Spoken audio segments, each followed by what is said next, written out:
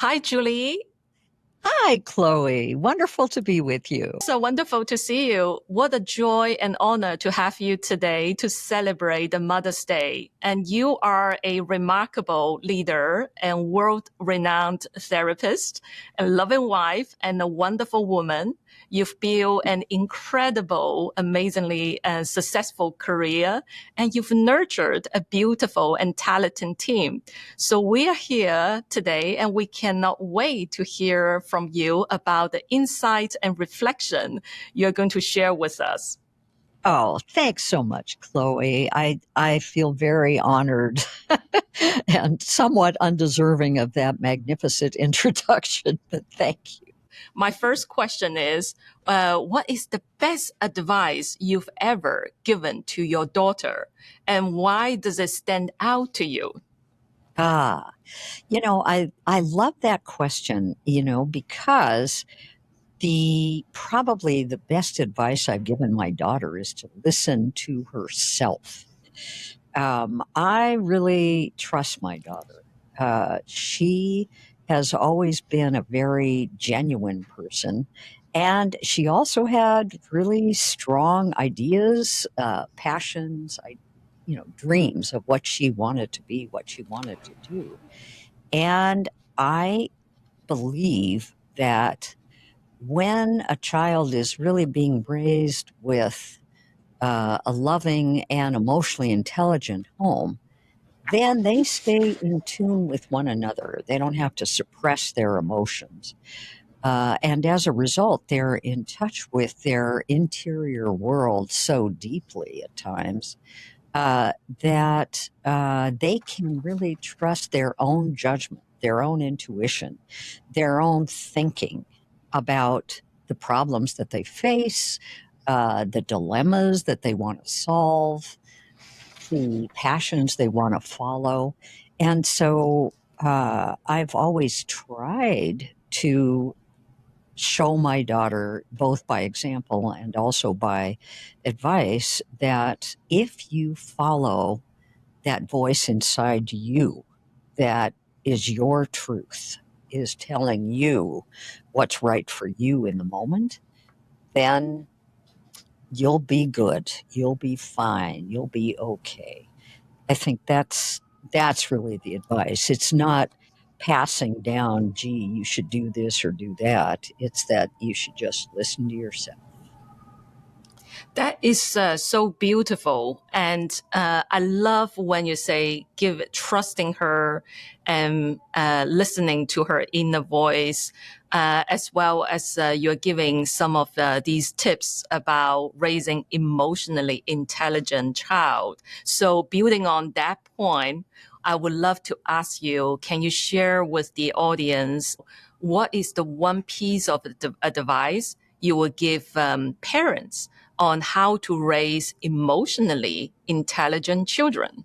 Well, first of all, I think what's really important is to understand that every moment that your child is expressing something, whatever it is, that's an opportunity for emotional connection and intimacy with your child. So instead of thinking to yourself, God, I ought to correct that behavior right now, I need to shut it down, I need to set limits right this minute, confront my child, not allow that behavior. I want to produce an obedient child. Well, that's really not going to work very well, right, Chloe? So, what we like to practice when we see that moment of opportunity for emotional connection, what we want to do is really see what our child is feeling in the moment. What's going on with our child? For example, we have a grandson right now. He's 3.5, very strong, very strong kid, great spirit. And he will say to us, no, I don't want to do that. No. And he'll sound very mad, right? So there's an opportunity to say, so honey, tell us, what are you mad about? Sounds like you're really angry. What are you mad about? And he might say, well, I wanted a banana and you said no. Ah, you can say, well, no wonder you're feeling angry because you really wanted that banana. And right now we're about to sit down to have dinner. So that banana might be maybe a little part of your dinner, but there's other things that it would be great for you to have if you feel like them. Do you want to try this? Do you want to try that? And then you give options, right? So you're first empathizing with your child's emotion. You're supporting how your child has named the emotion. You're validating the child's right to have that emotion. Then you're working on solving the problem. How are you going to solve the problem? If they're wanting a banana and you're not so crazy about the idea of them having a banana, what are you going to do? I mean, we face little issues like that every single day, and they get more complex and more sophisticated as our child gets older. Looking for the emotion and validating the emotion in your child, no matter what's going on, is probably the first thing you need to do before you give your child any correction or any teaching or limit setting or problem solving. Wow, that's amazing. It really resonates with me. And when I think about the way we never turn out the way our parents expect us to be, Right. and our children are not going to turn out the way we expect them to be, most Right. likely. So as you gave the wisdom about in the moment, checking in how they feel and sensing and connect with them, building that emotional connection, that is so valuable. So thank you. Thank you for sharing that. Now, building on that, my next question, I would love to hear your thoughts on the little things that will make a big difference. So what is one small thing, small but meaningful parenting habits that you believe can create lasting impact over time? You may be a little surprised at this, but when I think about it, I mean, there's so many habits, including how we talk to our partners in front of our child, how we perhaps shield our child from big fights we may have until the child is much, much older, a teenager. But I think one of the things that I know my mother never did, and I have done it with my daughter, and I think she's doing it with her son as well, and that is apologize. Apologize when you've done something wrong, when you've lost it, when you've yelled at your child because you didn't get any sleep last night, or you've been really tense with your child because you've got a big meeting that you have to prepare for, and you get very controlling and demanding. Well, it's not so bad to be controlling and demanding at times, but it depends on the tone of your voice and then what you do about it. So when you demonstrate that parents can make mistakes too, that we're all human, then first of all, you're showing how to own responsibility for your own mistakes. And secondly, when you apologize for them, you're role playing for your child that you want to make a repair when you've done something that has been uncomfortable for the person you're connecting with. So, very, very important to be human. Don't try to be perfect. Don't try to say, I know everything and you know nothing to your child. Don't tell your child, you should listen to me because I'm God. Don't give them that message. Yeah, sure, you have to be an authority figure and say things and guide your child in order to keep them safe. But at the same time, you're going to make mistakes. And if you deny making mistakes, your child's going to learn to do that too. and always be defensive and not acknowledge that they've made mistakes. The other thing, too, that you're saying to your child when you apologize for a mistake you've made is, honey, you don't have to be perfect. You don't have to be perfect, even though you're getting a lot of messages out there that you should be. You got to be competitive. You got to be the best of the best, etc. You want your child to know that they're a human being and that they need to certainly take responsibility for their own mistakes, but also to not beat themselves up over making those mistakes, to not only ask for forgiveness from somebody you may have offended, but to forgive yourself for the mistakes you make so that the child learns not to be so self-judgmental. A little bit is good, right? But self-loathing is not. And so if they see a grown-up who is acknowledging they make mistakes and they apologize, and grown-ups look very big in the eyes of children, they're like idols, right? Like, standing on a pedestal. Well, then the child learns, okay, I can make mistakes. I'm not perfect. And that's okay. I'll learn from my mistakes, make repairs, and then go on.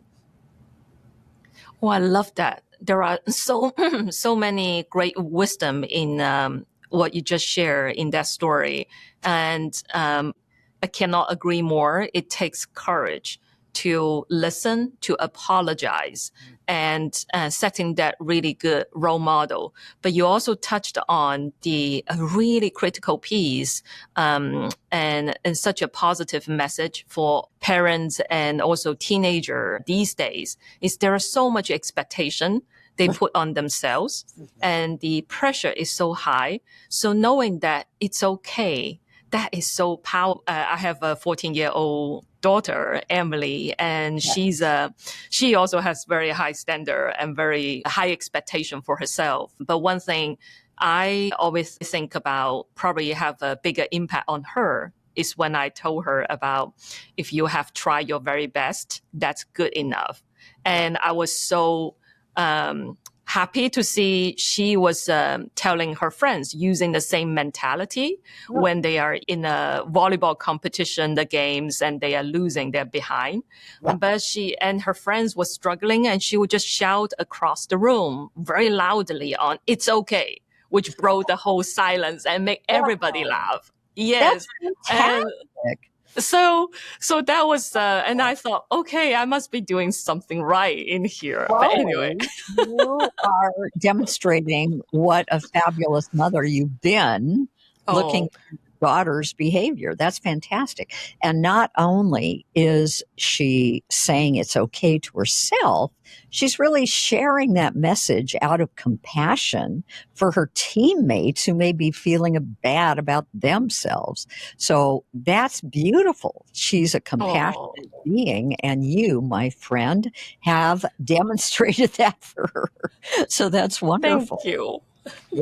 Thank you. I'm still learning along the journey, which I'm sure we all are. And always. Thank you. Now, Julie, your work has touched the lives of millions of people around the world and their families. So what I would love to hear about is your advice on how the families can build really deep emotional connection.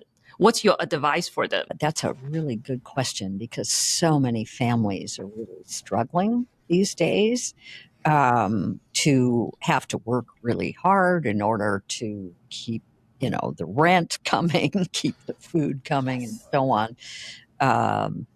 So I think, one of the best things that families can do is, first of all, set aside time every week for a ritual of connection with the family. And so what does that look like? What's a ritual? what's a ritual of connection? Well, here's what a ritual is. A ritual is a way of being together that you have designed together to be what you want it to be, exactly what you want it to be. And it has meaning for you, it has purpose for you. So, for example, I've seen some families, I mean, I love this idea. They'll have a family meeting once a week. And in that meeting, each person, including even the littlest children, are first asked to say one thing positive about another member of the family. One thing positive. And it can be very simple. You know, a 2-year-old might say, Daddy, I really love you. And Daddy can say, well, what is it that makes you feel that way? And the child will inevitably have an answer. You know, when you give me noodles, I love noodles. You know, I mean, the child will have their own ideas, their own thoughts, even at young ages. But getting to have that time, let's say if the children are really young, maybe it begins with like 20 minutes or something. But as the children gets older, then it can be longer and longer. And if kids are having trouble with something, whatever it is, maybe it's a friend at school, maybe it's a sibling in the family, maybe it's a homework assignment, they bring it up. They talk about it. And what the parents can do and the other siblings can do is just offer support, offer validation for the feelings, support. They can ask that child who's bringing up the problem, what does that child need? Do they want to hear support? Do they want to just hear reassurance? What would be helpful for them? And let the child tell the family what they would appreciate so that the family gets on the right track and gives to that child the support that the child really wants and can receive. So that can be a really lovely way of having a family ritual, something that's predictable, something that has meaning, something that you can all do together. I know another family that has this beautiful ritual of connection where once a week they'll pick something to experience together. And each person gets to have a turn in the family deciding what that's going to be. And inevitably, in our family, especially with our daughter and son in law and our little grandson, they want to go out in nature. They want to go hike. They want to go walk on a trail. They want to explore a forest. And so that's a fabulous ritual of connection that children and parents can also really appreciate, even grandparents, being out in nature and really seeing the beauty in nature and imagining what creatures live out there in the nature and how those creatures are connecting with each other and maybe connecting with you. You know, it's just creating something that is meaningful. It's time that is sacred, that is set aside just for the family to be together. And I know that's hard, especially with teenagers, but you know what? Teenagers actually appreciate it too. You got to do a little convincing. But if you start that ritual very, very young, very early, then it just becomes expected. It becomes a part of that child's life that hopefully they've had a voice in designing it and creating it so that it feels like they're being empowered through that ritual, as well as maybe the older parents too. They have a voice. They're going to be listened to. It's rewarding for them to keep participating in this ritual. And that's a beautiful way to connect for families. That is beautiful. And also you inspired me to think about it's really about listening to their voice on how each family member would like to get involved and then making time investment to do that as a family. Right. And I'm even reflecting on myself in our family. Maybe there are things that we unconsciously are doing, like going for a trail every week. I never thought of it. This is a ritual. But now I'm thinking about, yeah, we could definitely making it more intentional and mindful to include both our children's voice on where they want to go, what they want to do, or what food they want to experiment and try. Right. So that's amazing. Thank you. Yeah. So I think we're coming towards the end of our Q&A session, and I would like to ask, as we're looking into the future, there are so many uncertainties and there are a lot of transitions, as you were talking about earlier, and there are many changes. And if you are looking at the future, what's your biggest hope for the future generations? What a wonderful question. You know, Chloe, I mean, I think you really put your finger on it when you said, you know, we've got all kinds of transitions we're facing. AI is, you know, an exciting new adventure that people are really exploring these days, and that's creating transitions. Schools are creating transitions, activities, what's happening to the planet, our political system, all kinds of things are changing, going through transitions. We don't know where they're going to end up, as we never do. You know, in terms of history, you never know what's going to happen. You can predict, but oftentimes the predictions are not quite accurate. So how do we want to see our children, grandchildren, great-grandchildren face all those changes? Well, you know, to me, it's activism. To me, it's involvement. It's caring about some aspect of what's happening in our world, because things are never perfect, right? There's always problems. There's always challenges. There are always challenges that every generation faces. And, you know, my greatest hope is that people retain their hope, period. They retain their hope, enough hope to combat the nihilism they may be feeling, you know, to combat the cynicism, the, oh my God, you know, the older generation has destroyed our planet, has ruined the world, you know, why are we even around? No, isn't true. I mean, every generation has felt that at one time or another. They've felt upset about changes that are happening. But when you're actively involved in trying to deal with the problems at hand and shape a world that is more compassionate, more gentle, more caring, then that's a beautiful thing. But hope is the fuel for you to help you move forward. So let me give you an example. I mean, God, I feel so blessed to have the family I do. Our daughter, when she was growing up, when she was a teenager, you know, here she is with two parents who were psychologists. I mean, poor kid. She's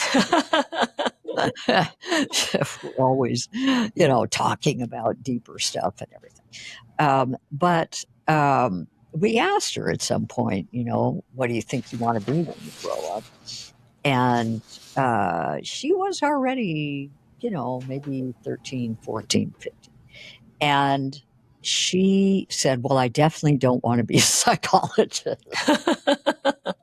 And I said, okay, that's fine, honey. You know, 2 psychologists in the family is plenty. You don't need any more.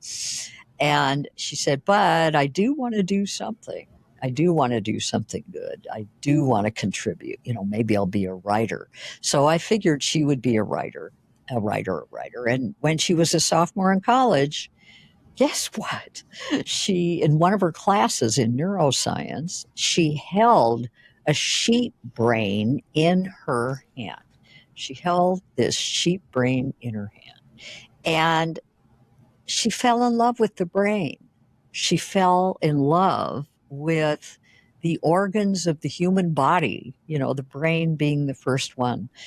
And lo and behold, you know, she decided to leave all the writing and the literature and the humanities behind and go be a physician. Okay, terrific. She's going to be working on helping people heal and recover from.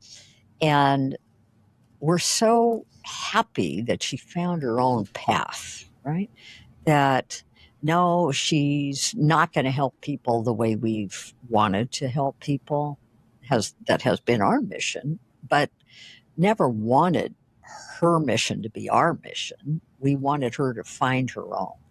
And she had the hope that practicing medicine would contribute something, you know, would contribute something back to the world. And so I think having our future generations sustain their hope in the face of times when things look hopeless, yet there's always the other side of that hopeless tunnel that people find themselves in, where there's some light at the other end.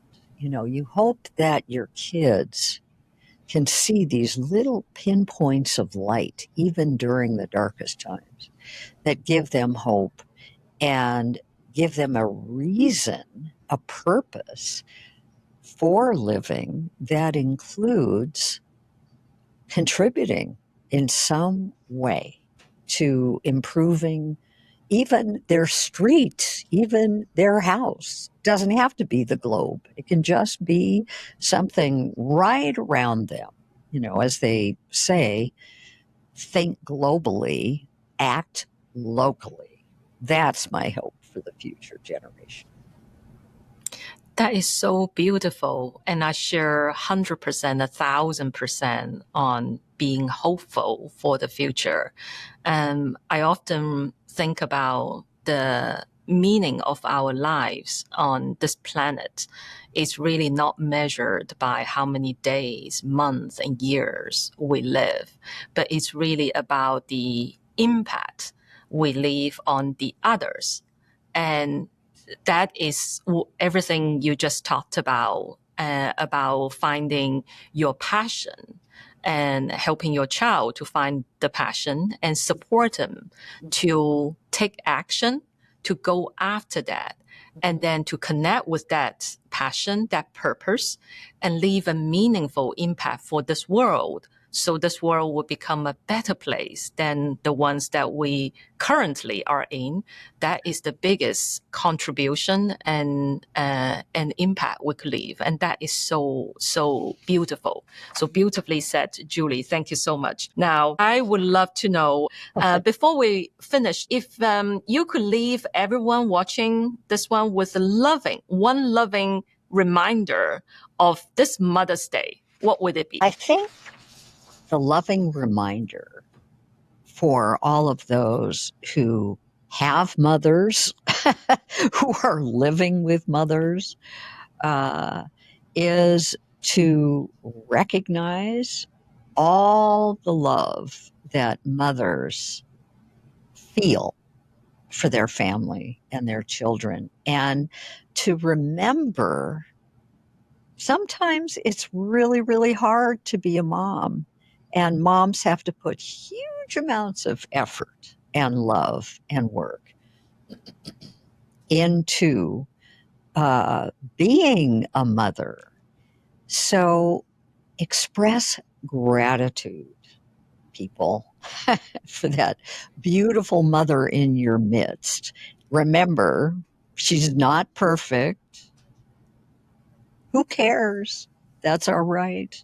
It's a beautiful thing that she's there. Just recognize that to be a mom takes profound intention, profound love. The deepest love there is a mom's love. And no matter whether she's showing it outwardly or, manifesting it in some unusual way, give her appreciation.